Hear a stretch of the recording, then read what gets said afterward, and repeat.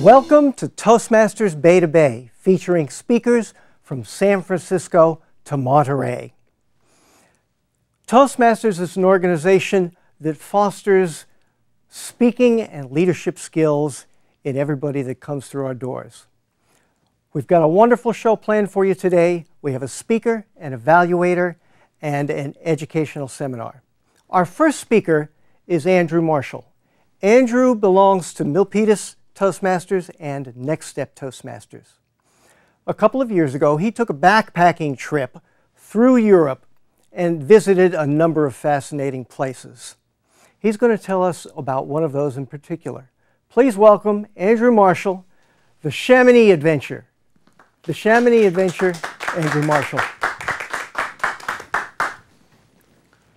My train pulled into the station at Chamonix, France, a town nestled in the Alps, a little after 9 o'clock at night.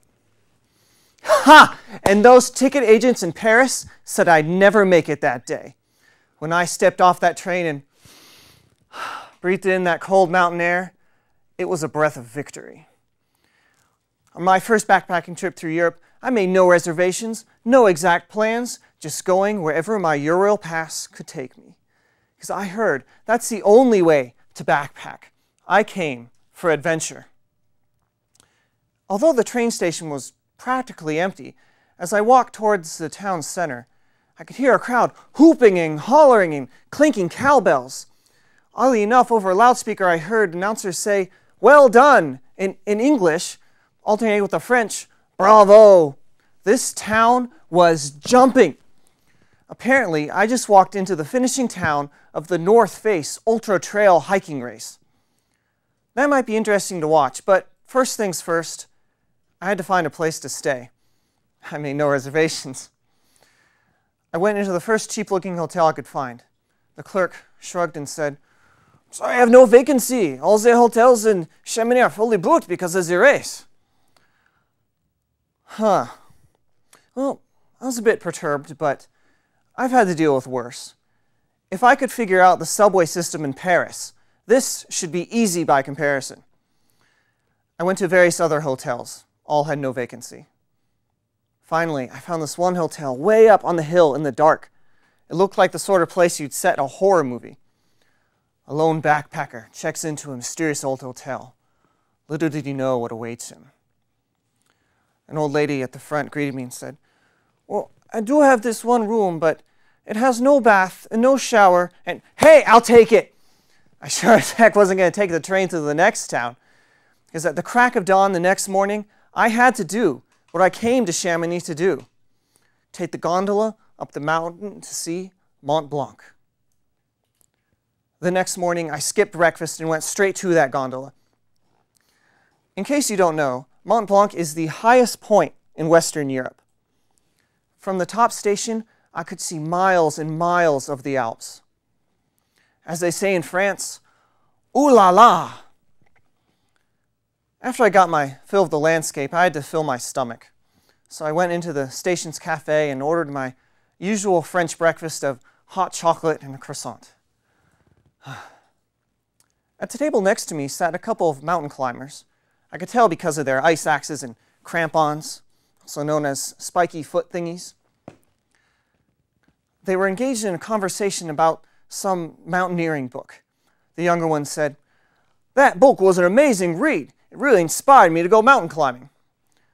The older one said, Yes, it's well and good." Apparently he also read the book. "Very inspirational, but dangerous. It might inspire people to go mountain climbing without understanding the dangers."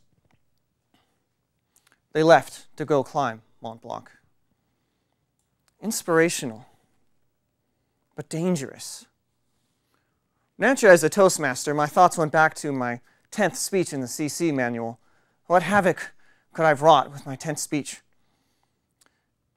As I went down the mountain, this thought marinated in my mind. Inspirational, but dangerous. I had never gone backpacking before.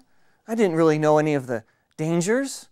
Is gallivanting around Europe with no reservations really for me?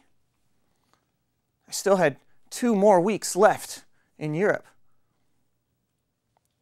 I was lucky in Chamonix, but what about the next town and the next town? For the first time in the whole trip, I felt the pang of homesickness. I spent the afternoon sitting in the town square. I wrote in my journal, "Will I survive another day? Should anyone find this journal, ... Across the square was the finish line for that North Face Ultra Trail hiking race. Announcers said over the speakers, "Let's hear some noise. These hikers have been at it for 48 hours. 48 hours. Over the cheering crowd, I could hear the theme song from Chariots of Fire. And here I was, sitting on a bench, musing about what awful fate awaits me. Well, gosh darn it, if there is any time to get re-inspired, this is it. How fortuitous of me to get homesick in the town of Chamonix, a mecca for mountain climbers and marathon hikers. It's true, those mountain climbers, they knew the dangers of the mountain, but they went and they climbed anyway. I'm sure some of those marathon hikers, after, midway through their 48-hour hike, they had some second thoughts, but they endured.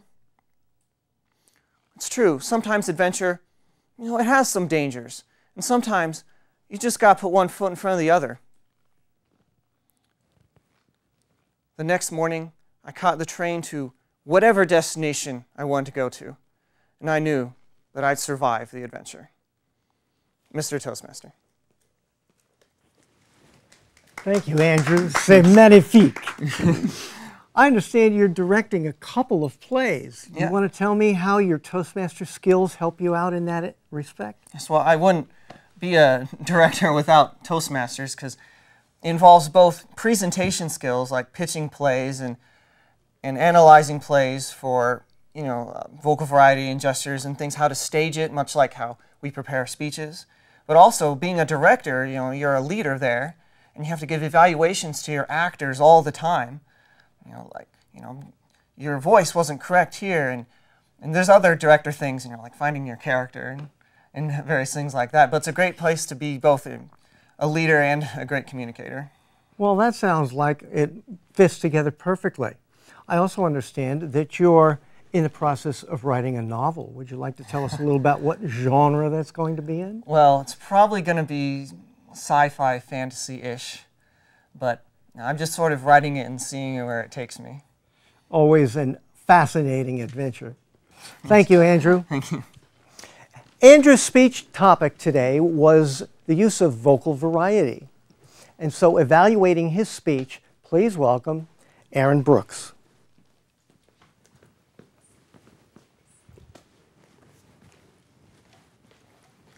Andrew, fantastic.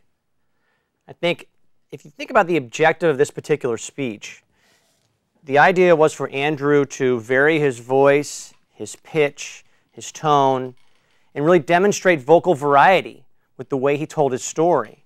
And I think clearly that Andrew did that. I mean, the use of body was prevalent throughout his entire speech, so he clearly achieved that objective. And it kept me engaged the entire time. I always think of speech as two parts. There's the mechanics of a speech, and then there's the style of a speech. When we're in Toastmasters, we get very familiar with the people that we know in our group and how they speak. But with a new person, it's so great to really take in their style. And Andrew has a very distinct style. When it comes to mechanics, Andrew's got it down. He knows how to use his body. He knows how to stand there and engage. He knows how to use eye contact. He doesn't stutter. He doesn't use ahs or ums. And these are really the basics, the 101 of being a great Toastmaster. So Andrew does that in a fantastic way. I loved hearing the stories that you told combined with the mechanics of those stories, because you not only engaged us with great basic mechanics, but you then took it up to another level by using your body and moving it left and right and using it to tell the story and to transition from character to character. When it comes to your character as a speaker, you come off as an introverted person with a great sense of humor behind it. So it's just a great combination of characteristics as a speaker to be able to be this introverted person and then have these great stories that will resonate behind the speech. You did a fantastic job in doing that.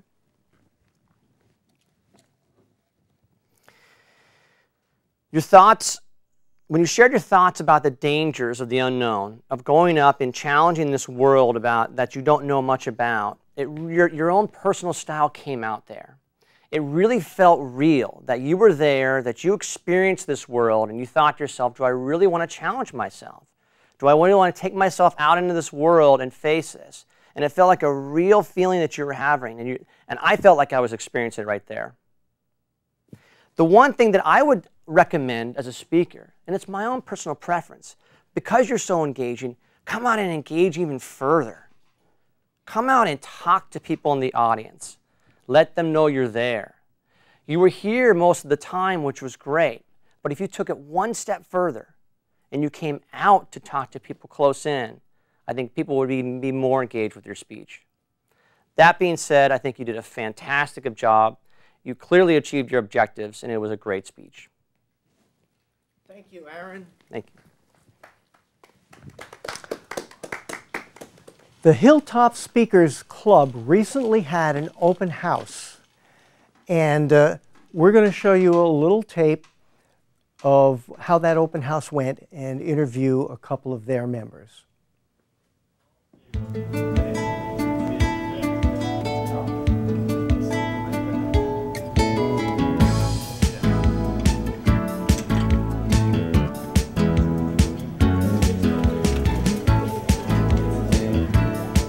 My name is Wendy Dawson, and I'm an employee of Hewlett-Packard, and I'm currently the VP of Public Relations. I joined in August of last year, and so far I've had a great experience with Toastmasters. It's given me a lot of practice in preparing my speeches, but at the same time, since I'm in a leadership role, on how to lead meetings and prepare events such as we had today. Well, basically we held an open house. So what that means is, since we are an open club, we allow both HP employees as well as any other company in Palo Alto to come to our club. We had a guest speaker, Kevin Ferguson. He's a PowerPoint consultant, and he gave us a workshop on how to best put together a PowerPoint for different situations, and it was very informative. And we actually also held our normal meeting, so we also included a table topics session toward the end to show everyone how they could practice their impromptu speaking as well. So again, I think it gave everyone here a good chance to see a guest speaker, but then also how a typical format of a Toastmasters meeting would be held. When I joined HP, I had a lot more opportunity to give speeches and to present my thoughts to executive management. And to me, Toastmasters gave me more experience in doing that. Sometimes you lose your audience unless you have a very effective way of reeling them in on certain key points, and Toastmasters kind of helped me understand that. And I was told by my manager that I needed to improve my public speaking skills, or my speaking skills in general. So he recommended Toastmasters to me. First went online and found where there was one close by. I went to 2 or 3, but settled on the club here just because it felt comfortable. It went well with here. The nuances that go into a speech, into speaking in general, body language, the metaphors and rhetoric that you use when you speak is something I've never thought about. But when you do the Communicator Manual, when you go through your first 10 speeches, each one of those is one of the topics for each speech. So you spend time looking into it and concentrating on it. It's fun. It really has turned out to be fun, really. Tax evasion and tax avoidance. Does anybody know? Getting caught. 20 years. See you tomorrow night.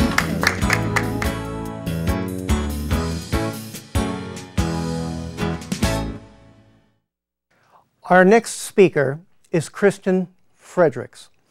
She's a member of the Santa Clara Sweet Talkers and the Evening Stars in San Francisco. She also happens to be the Division F governor. She was also, in 2008, one of the division-level contestants in the Table Topics contest, and so she is very eminently qualified to talk about her subject today. She's going to tell us about finding inner peace with table topics. Please welcome Kristyn Fredericks.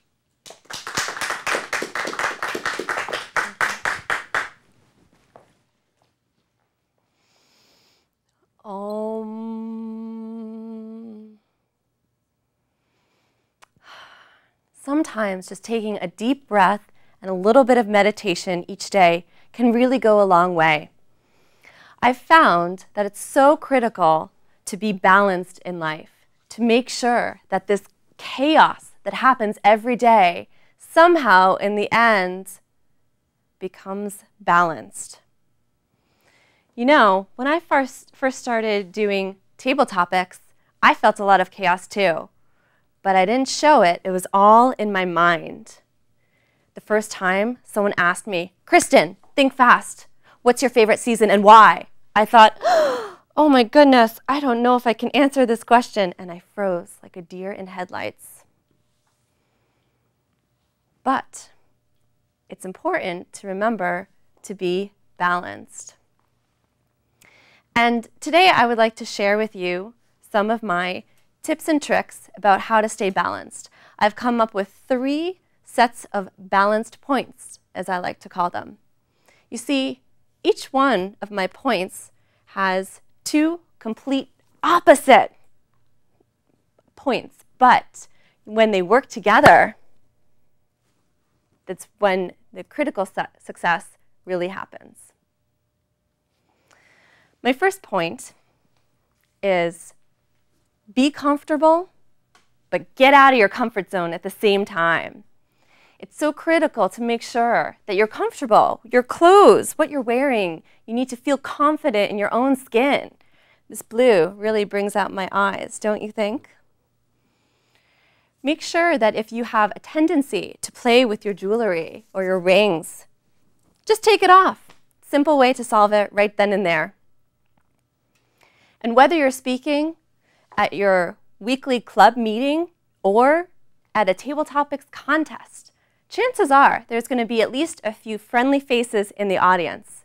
If you're feeling uptight and nervous, find them, make eye contact, send them a smile, and it will instantly relax you, let you focus more on the task at hand. But on the other side, you want to get out of your comfort zone, get a little crazy. This is your opportunity to try something new.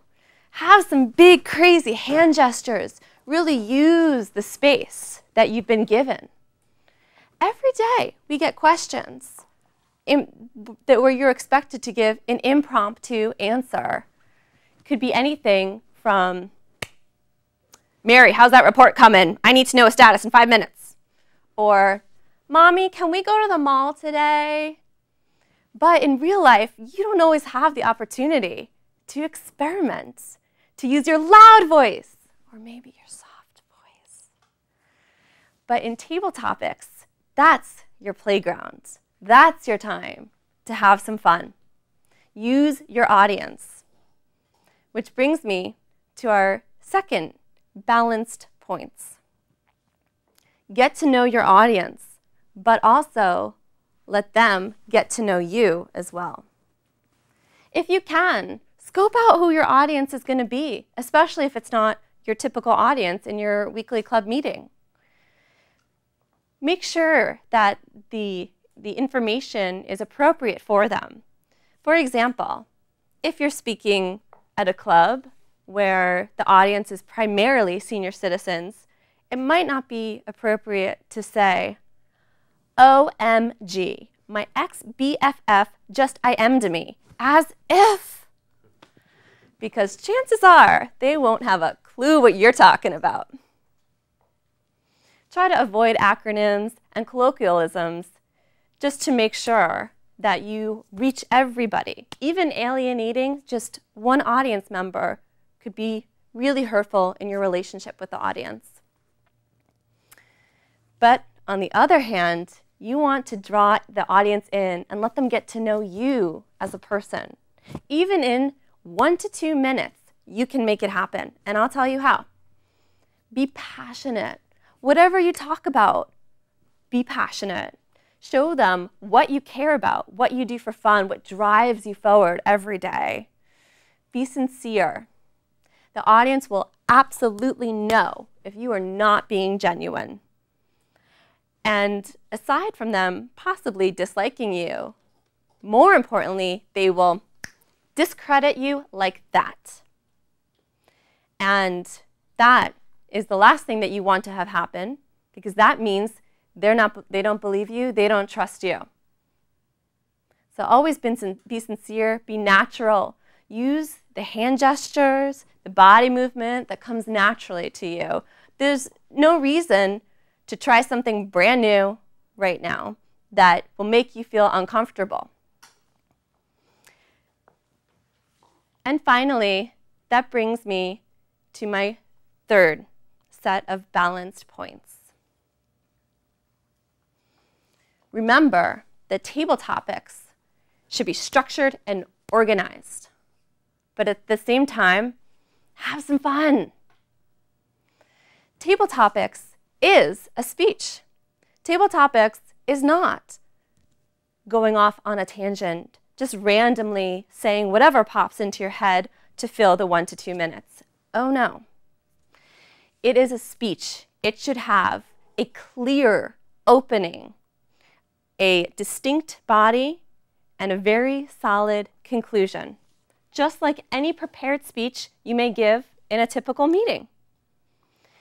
Don't be afraid to start out with something outlandish. Why not play the air guitar? Take a chance.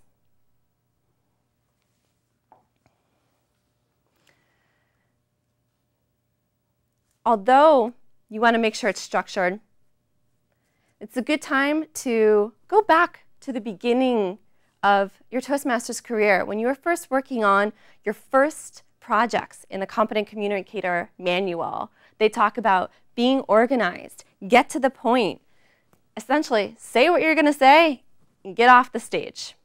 So make sure it's structured. You want to have the audience be able to clearly distinguish each part of it.